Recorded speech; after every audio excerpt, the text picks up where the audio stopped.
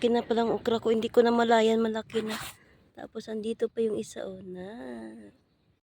Kailan ko lang tinanim yung sitaw ko, oh. Ayan, oh. Yung mga bunga na. Kailan ko lang to tinanim. Ayan, oh. Mga tangka. Yung mga tukod-tukod mga sitaw yan. Ganda ng mga aking alugbati, guys. Oh, ayan. Hanggang doon. So, mahaba na. So, tatalbusan ko yung mga alugbati ko. Gagawin kong salad.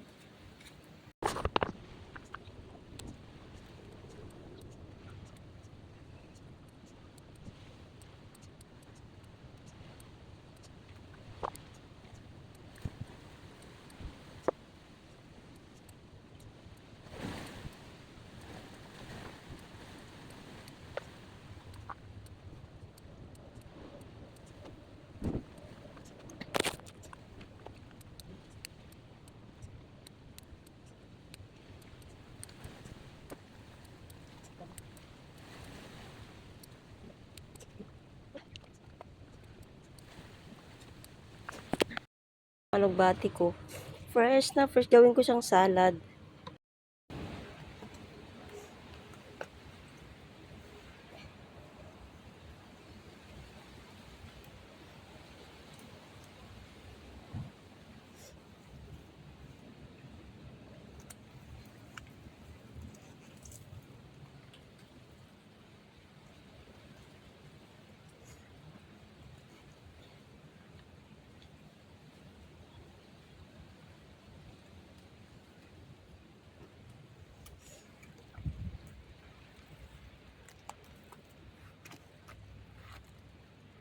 Ayan guys, marami akong alugbati, may basil, lalagay ko sa manok, tapos chiling labuyo at spring onion.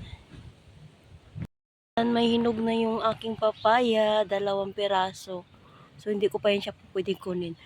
Pahinugin ko pa siya, o diba? Maliit lang yan ang puno, pero madaming bunga. Ayan, malapit na ako kumain ng aking tanim. Yung mga pananim kong papaya kasi ang daming bunga, guys. Oh na. Ito na guys ang aking na-harvest sa aking garden. Yan. Spring onion, di magluluto ako ng manok at saka lagyan ko siya ng basil. Basil. Ayan. Tapos ito. Yung ginamit ko yung pagkuha ng basil kasi nga lalagyan ko siyang itlog ay palaman namin ay ama sa tinapay. Masarap po itong basil guys. Lagyan nyo ng itlog. Yan. Tapos itong aking alugbati. Ang aking alugbati ay gagawin ko siyang salad. Yan. Lagyan ng maalat na itlog. Ito po ay masarap.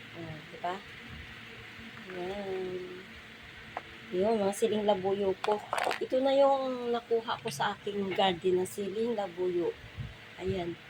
Ito ay maanghang na siya. 2 bote na. So, kulang pa siya ng suka kasi kahapon nagluto ako ng paksiw. Nagkuha ako dito. So, ang anghang. Kasi nga siling labuyo nga naman.